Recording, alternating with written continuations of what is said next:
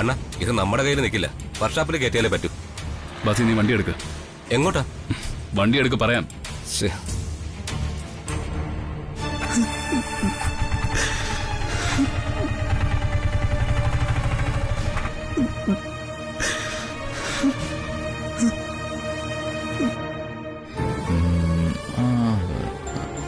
എവിടെ? ഓ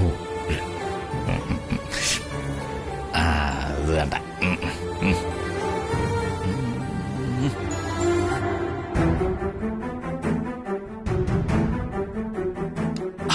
കല്യാണി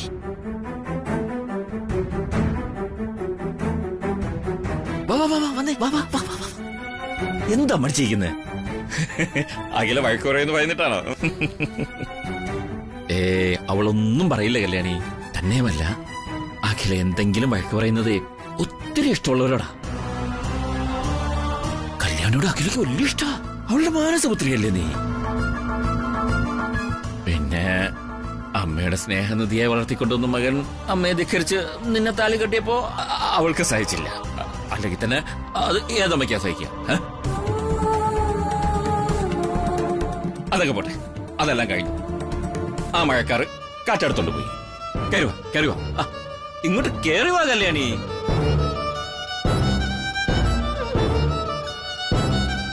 അഖില പുറത്തു പോയിരിക്കുക, കമ്പനിയിലേക്കല്ല, എന്നോട് പറയാതെ പോയിരിക്കുന്നു. എന്തായാലും വൈകില്ല, ഇപ്പോൾ അവള് വന്നാലും നിന്റെ വഴക്കൊന്നും പറയില്ല.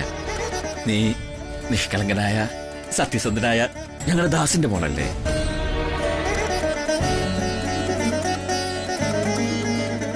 അഖില കുടപ്പുറപ്പിനെ പൂരെ സ്നേഹിക്കുന്ന ദാസിന്റെ മോള്. ആ ദാസിനെയാണ് അഖില കൊന്നുകളഞ്ഞെന്ന് പറഞ്ഞ് നീ കേസ് കൊടുത്തത്. പോലീസ് ഇവിടെ വന്നിരുന്നു. എങ്കിലും നീ അഖില ഇങ്ങനെ അപമാനിക്കരുതായിരുന്നു കല്യാണി. അത് മോശമായിപ്പോയി.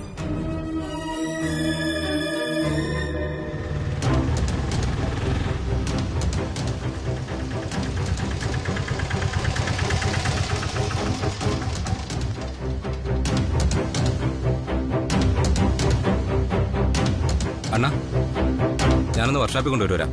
ശരി.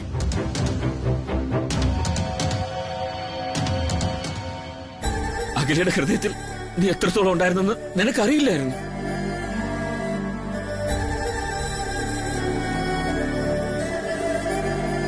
ആഹാ, ആനന്ദം ഉണ്ടായിരുന്നു നിന്റെ കൂടെ.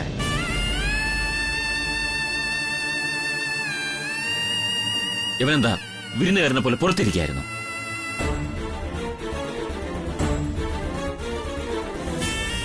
കണ്ടില്ലേ മോളെ നന്ദന, മകനും മരുമകളും ഒക്കെ സ്വന്തം വീട്ടിലേക്ക് കയറി വരുന്നത് അതിഥികളെ പോലെ. അല്ലെങ്കിലും മാതാപിതാക്കളുടെ ജീവിതത്തിലേക്ക് കടന്നു വരുന്ന വിരുന്നുകാരാണ് മക്കളെന്ന് പല പുസ്തകങ്ങളും ഞാൻ വായിച്ചിട്ടുണ്ട്. അതെഴുതി എഴുത്തുകാരോട് എനിക്ക് ദേഷ്യം തോന്നിയിട്ടുണ്ട്. കാരണം എന്റെ മക്കൾ വിരുന്നുകാരായിട്ട് എനിക്ക് തോന്നിയിട്ടില്ല. ഞാനത് അംഗീകരിക്കില്ല.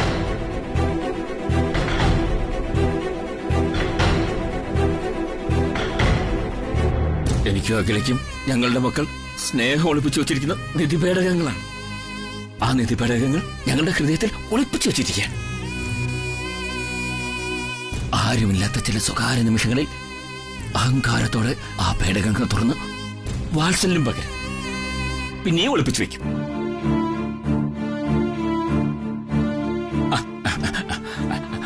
അതാ പറഞ്ഞത്, അഖിലയ്ക്ക് നിങ്ങളോട് ദേഷ്യമില്ല. അവളുടെ മനസ്സ് വായിച്ച് പഠിച്ചിട്ടുള്ളത് ഞാൻ മാത്രമാണ്. ഞാൻ എന്റെ അഖിലയെ ന്യായീകരിക്കുന്നത് കണ്ട് എന്റെ മക്കൾ വരെ എന്നെ കുറ്റപ്പെടുത്തിയിട്ടുണ്ട്. അല്ല, എനിക്കതിൽ വിഷമമില്ല. കാരണം എനിക്കറിയാം എന്റെ അഖില തുളസിയിലയിൽ വീണ തൂമഞ്ഞ തുള്ളി പോലെ നിർമ്മലയാണ്. പക്ഷെ കല്യാണി കൊണ്ടുപോയി കേസ് കൊടുത്തത് അവളെ വല്ലാതെ വിഷമിപ്പിച്ചു. ജീവന്റെ ജീവനായ മൂത്ത മകൻ അതിന് കൂട്ടുന്നത് അവളുടെ മനസ്സിനെ വല്ലാതെ ഒലച്ചു.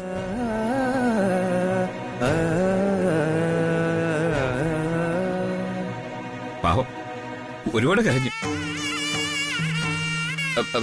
പക്ഷേ അതൊരു കള്ളക്കേസാണെന്ന് ആർക്കും തിരിച്ചറിയാൻ പറ്റും. അതുകൊണ്ട് തന്നെ ആ കേസ് നിലനിൽക്കില്ല. അഖിലത് ചെയ്യില്ല. സരോവർ പുരസ്കാരം കിട്ടിയതാ അഖിലേക്ക്. കോടതി ഈ തട്ടിപ്പൊന്നും വിശ്വസിക്കൂല. നിങ്ങൾ അകത്തേക്ക് ഇറക്കി ചെല്. അഖില വഴക്കൊന്നും പറയില്ല, അവളത് മറക്കും. മനുഷ്യന് മറവി ഒരു അനുഗ്രഹമാണെന്ന് ഇങ്ങനെയുള്ള സന്ദർഭങ്ങളിലാണ് നമ്മൾ ഓർത്തു പോകുന്നത്. മറവി മറവി മറവി.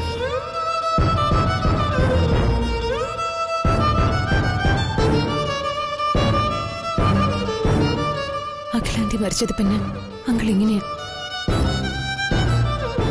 അഖിലാന്റി എവിടെ പോയിരിക്കുക, അത് കഴിഞ്ഞ് ഇപ്പൊ തിരിച്ചെത്തുന്നുള്ള പ്രതീക്ഷ നിൽക്കുക.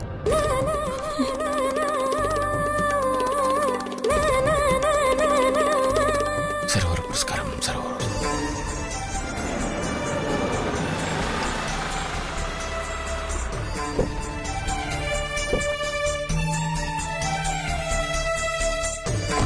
ഡോക്ടർ വരും അവിടെ.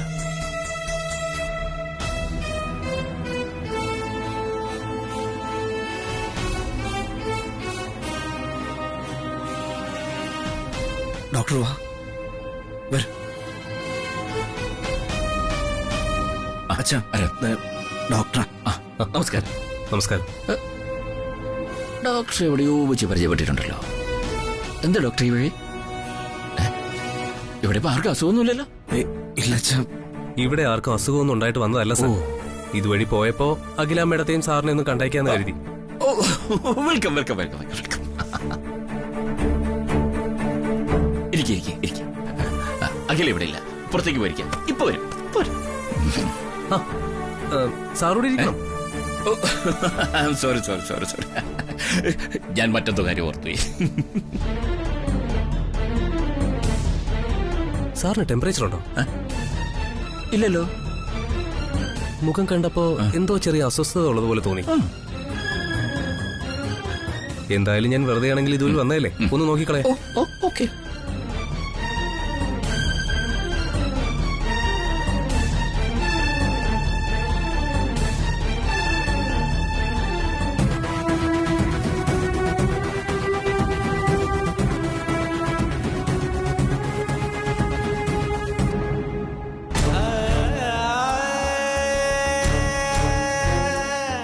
ബി.പി ചെക്ക് ചെയ്യാം.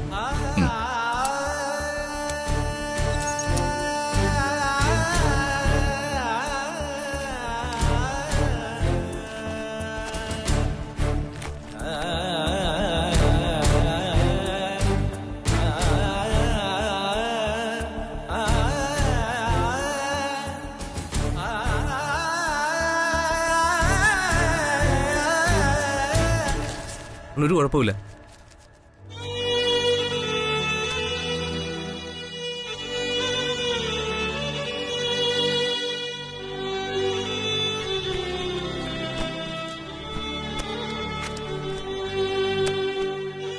എനിക്ക് തെറ്റിയതാ, സാറിനൊരു കുഴപ്പമില്ല. ഞാൻ പറഞ്ഞില്ല ഡോക്ടർ, എനിക്കൊന്നുമില്ല. ഡോക്ടർ ഇരിക്കാം. അഖിലെ കാണണമെന്നല്ലേ പറഞ്ഞത്? ഞാനേ അവളെ ഒന്നുകൂടെ വിളിക്കട്ടെ. ഫോൺ റൂമിൽ. ഓക്കെ.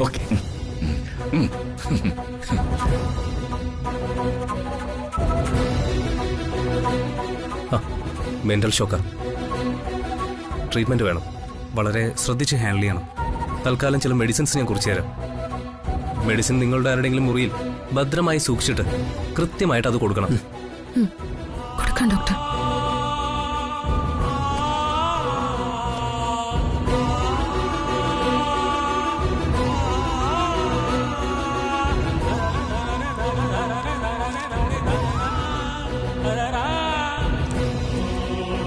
സെഡേഷനുള്ള മെഡിസിൻ ആയതുകൊണ്ട് കൃത്യസമയത്ത് തന്നെ കൊടുത്തിരിക്കണം.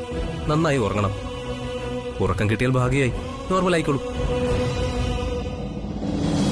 നാളെ രാവിലെ തന്നെ എന്നെ വിളിച്ച് വിവരങ്ങൾ പറയണം. അത് കഴിഞ്ഞ് നമുക്ക് എന്താ വേണ്ടതെന്ന് അപ്പം തീരുമാനിക്കാം. ഓക്കെ.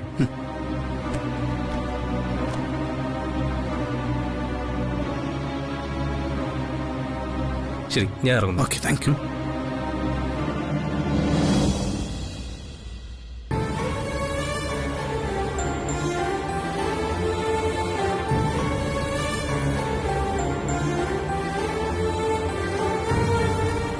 ശരി. ഓക്കെ ശരി. അപ്പോ എല്ലാം പറഞ്ഞ ഓക്കേ, പോലെ. ഞാൻ വിളിച്ചോളൂ.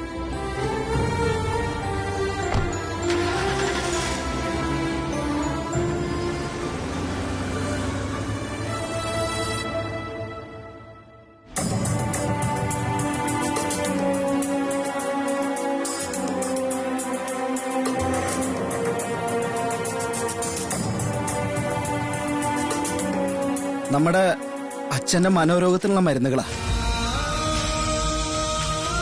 ഇത്. ഞാൻ വാങ്ങിക്കൊടുക്കണോ അതോ ബ്രോ വാങ്ങിക്കൊടുക്കോ? അതോ തൃച്ചംബരത്തെ മൂത്ത മരുമകളായി വന്നവർ വാങ്ങിക്കൊടുക്കോ?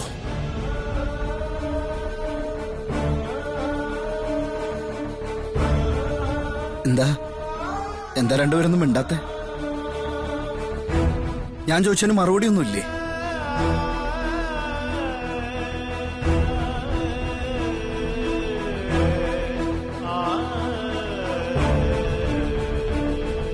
ഒരു കുടുംബം തകർത്തു, അമ്മയെ കൊന്നു, അച്ഛനെ മുഴുവൻ ഭ്രാന്തനുമാക്കി. മതിയായില്ലേ ബ്രോയ്ക്കും കല്യാണിക്കും?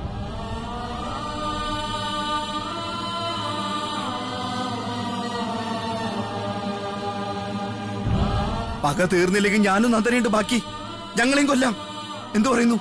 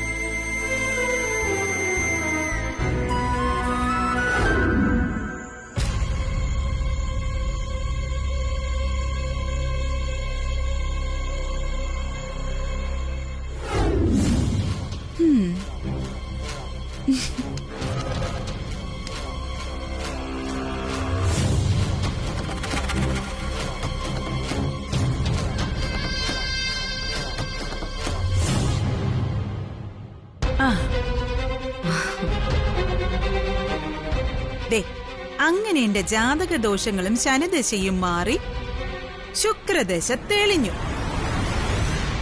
എനിക്ക് വേണ്ടി വിരിച്ചിട്ട പച്ചപ്പട്ട് പരവതാനിയിലൂടെ നടന്ന് ആ സിംഹാസനത്തിൽ കയറി ഞാനൊരു ഇരിപ്പങ്ങിരിക്കും. എവിടെ? ഇങ്ങനെ. പിന്നൊരു ഏകാധിപത്യ ഭരണമാണ്. അഖില വെളിച്ചത്ത് വരാൻ പറ്റാതെ ഏതോ ഗുഹയ്ക്കകത്തെ അന്ധകാരത്തിൽ ശിവരാമകൃഷ്ണൻ മുഴുഭ്രാന്തിലകി തൃച്ചംബരത്ത് അങ്ങോട്ടും ഇങ്ങോട്ടും കാൽനട ജാഥ നടത്തുന്നു.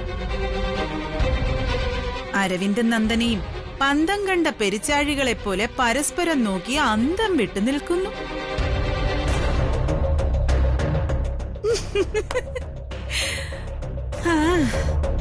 അങ്ങനെ അഖിലയുടെ ഭരണകാലമൊക്കെ അവസാനിച്ചിരിക്കുന്നു.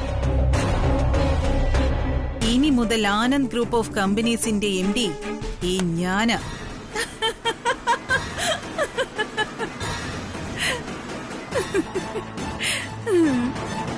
അഖിലയുടെ സ്തുതിപാഠകരായ കുറച്ചുപേരെയൊക്കെ ഞാൻ നോക്കി വെച്ചിട്ടുണ്ട്. അവരെയൊക്കെ ആട്ടിക്കൊടുത്ത് ഞാൻ പിരിച്ചുവിടും. മതിമറന്ന് ആഹ്ലാദിക്കാനും പൊട്ടിച്ചിരിക്കാനും ഒക്കെ വരട്ടെ ആന്റി. ഡ്യൂപ്ലിക്കേറ്റ് അഖിലയെ കത്തിച്ചാമ്പലായിട്ടുള്ളൂ. യഥാർത്ഥ അഖില ഇപ്പോഴും ഈ ഭൂമിയിൽ ജീവനോടെ ഉണ്ട്.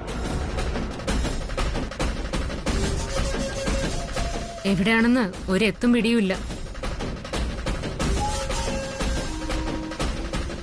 തൃച്ചംബരത്തെ അഖിലാണ്ടേശ്വരിയെ കണ്ടെത്തി എന്നേക്കുമായി അവസാനിപ്പിച്ച് ആ ശവം ആരും കാണാത്ത അജ്ഞാത താഴ്വരയിലേക്ക് എറിഞ്ഞു കളഞ്ഞാലേ അന്തിമ വിജയം ആഘോഷിക്കാൻ പറ്റൂ. ആ ഒരു ദൗത്യം കൂടി വിജയകരമായി പൂർത്തിയാക്കണം. എന്നാലേ തൃച്ചംബരത്തെ പുതിയ മഹാറാണിയുടെ ഈ ചിരിക്ക് അർത്ഥമുള്ളൂ. കാര്യങ്ങൾ ഇത്രത്തോളായ സ്ഥിതിക്ക് അഖില പെട്ടെന്നൊന്നും പുറത്തേക്ക് വരില്ലെന്നായി എനിക്ക് തോന്നുന്നത്. ആ വരവിന് മുൻപ് എല്ലാം എന്റെ കൈപ്പിടിയിൽ ഒതുക്കണം. എന്ത് വിട്ടിത്തു ആന്റി പറയുന്നത്? ഇതേ അഖിലാണ്ടേശ്വരിയാ, തൃച്ചംബരത്ത് അഖിലാണ്ടേശ്വരി. കൊല്ലപ്പെട്ട രാജരാജേശ്വരി പോലെ അല്ല അഖില. 10 തലയുള്ള രാവണന്റെ ബുദ്ധിയും ശക്തിയുമാണ് അഖിലയ്ക്ക്. ഏത് മാളത്തിലിരുന്നാലും പുറമേ നടക്കുന്നതെല്ലാം അവരറിയും. എടുത്തുചാട്ടം നന്നല്ല.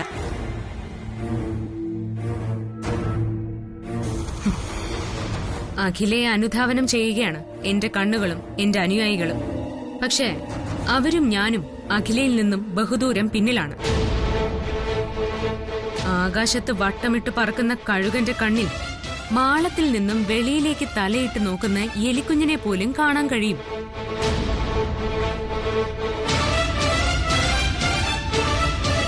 അത്രയ്ക്ക് സൂക്ഷ്മതയോടുകൂടിയാ എന്റെ കഴുകന്മാർ തിരച്ചിൽ നടത്തുന്നത്. അഖിലയുടെ തറവാട്ടിൽ വരെ എന്റെ അനുയായികൾ എത്തി. നിലവറകളിലും മച്ചകങ്ങളിലും അവരഖിലയെ തിരഞ്ഞു, കൊന്നു തള്ളാൻ. പക്ഷേ കണ്ടെത്തിയിട്ടില്ല. അഖില ചെന്നെത്താൻ സാധ്യതയുള്ള എല്ലാ ഇടങ്ങളിലും എന്റെ ആജ്ഞാനുവർത്തികൾ തിരച്ചിൽ നടത്തിക്കൊണ്ടിരിക്കുന്നു.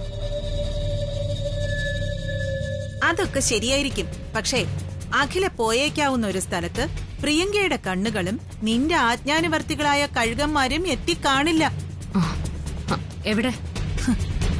ആ പാഴ് ഗുരുജിയുടെ ആശ്രമത്തില്. ഒരിക്കൽ ഏതാണ്ടൊരു കാര്യത്തിന് അഖില ആ ഗുരുജിയുടെ ആശ്രമത്തിൽ പോയി മുറിയടച്ചിരുന്നല്ലേ? എനിക്ക് വ്യക്തമായിട്ട് അറിയാം. ഞാനത് നിന്നോട് പറഞ്ഞിട്ടുമുണ്ട്. ഇപ്പൊ മേഡം പറഞ്ഞതിൽ ഒരു സത്യം ഇല്ലാതില്ല. അങ്ങനെ ആരും ശ്രദ്ധിക്കാത്ത ഒരു സ്ഥലമാണ് ഈ ഗുരുജിയുടെ ആശ്രമം. പക്ഷേ ആന്റിക്കൊരു തെറ്റുപറ്റി. അന്ന് അവിടെ പോയി മുറിയടച്ചിരുന്നതേ തൃച്ചംബരത്ത് അഖിലാണ്ടേശ്വരി ആയിരുന്നില്ല, രാജരാജേശ്വരി ആയിരുന്നു. ഓ, ഞാനത് ഓർത്തില്ല. എന്നാലും ആന്റിയുടെ റൂട്ട് വളരെ കറക്റ്റാ. ഗുരുജിയുടെ ആശ്രമം. ആ ആശ്രമത്തിന് പല ബ്രാഞ്ചുകളുണ്ട്. അതിലൊരെണ്ണത്തിൽ അഖില ഉണ്ടാവാനുള്ള സാധ്യതയുണ്ട്.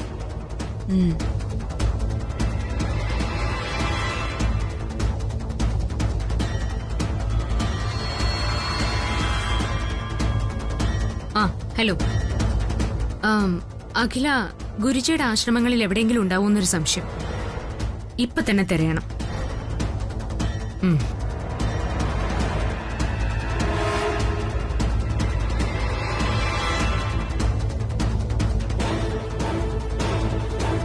ആന്റിയുടെ ഈ ഊഹം ശരിയാവാൻ സാധ്യതയുണ്ടെന്ന് എന്റെ മനസ്സ് പറയുന്നു. പ്രശ്നപരിഹാരം തേടി നടക്കുന്നവരും പ്രാർത്ഥനക്കാരും തത്വചിന്തകരും ഒക്കെയാ ഗുരുജിയുടെ ആശ്രമത്തിലേക്ക് ചെല്ലുന്നത്. അപ്പോ അവിടെ ഒളിച്ചിരിക്കാൻ പറ്റും, ആരും സംശയിക്കില്ലല്ലോ. അവിടെ ഉണ്ടെങ്കിൽ അഖിലയുടെ തല ഇന്ന് ചിതറും, ഉറപ്പ്. പക്ഷേ അഖിലാണ്ടേശ്വരിയുടെ ബുദ്ധി നമ്മളെക്കാൾ ഒരു കാത മുകളിലാണ്. നമ്മളെ സംശയിക്കുന്നിടത്തൊന്നും അഖില ഉണ്ടാവണമെന്നില്ല. ഏതായാലും ഒരു കാര്യം ഞാൻ അവസാനമായി പറയാ. അഖില ഇനി ഒരു കാരണവശാലും സമൂഹ മധ്യത്തിലോ വീട്ടിലോ പ്രത്യക്ഷപ്പെടാൻ പാടില്ല. അഥവാ ഇനി അങ്ങനെ സംഭവിച്ചാൽ നീയും ഞാനും ഈ ഭൂമുഖത്ത് അവശേഷിക്കില്ല. നാഗമെടുത്ത് വംശം വരെ അഖില ചാരമാക്കി മാറ്റും. ആന്റി, ദേ, ജീവിച്ചിരിക്കണോന്ന് ആഗ്രഹമുണ്ടെങ്കിൽ വേണ്ടതുടനെ ചെയ്യണോന്നുള്ള ഒരു മുന്നറിയിപ്പായി ഇതിനെ കണ്ടാ മതി. അഖില ചെന്നെത്തുന്ന മറ്റൊരു സ്ഥലം കൂടി എനിക്ക് ഓർമ്മയിൽ വരുന്നു. അവിടെയും കൂടി വല വീശണം. അഖില കുടുങ്ങാൻ സാധ്യതയുള്ള മറ്റൊരു പ്രധാന സ്ഥലം. അല്ല ആന്റി, ഈ ഗുരുജിയുടെ ആശ്രമത്തിൽ പോവാറില്ലേ? ആ, എന്തെങ്കിലും ആവശ്യമുണ്ടെങ്കിൽ പോവും. എന്നാ ഇപ്പൊ പ്രധാനപ്പെട്ട ഒരു ആവശ്യം ഉണ്ടല്ലോ, അഖില. ആന്റി അവിടെ പോണം. ആന്റി ചെല്ലേണ്ടത് തൃച്ചംബരത്തെ ശിവരാമകൃഷ്ണന്റെ ഇപ്പോഴത്തെ അവസ്ഥയെക്കുറിച്ച് സംസാരിക്കാനാണെന്ന് വ്യാജേന വേണം. ഗുരുജിക്ക് ഒരു കാരണവശാലും സംശയത്തിനിട വരുത്തരുത്. അത് ഞാൻ ഏറ്റു.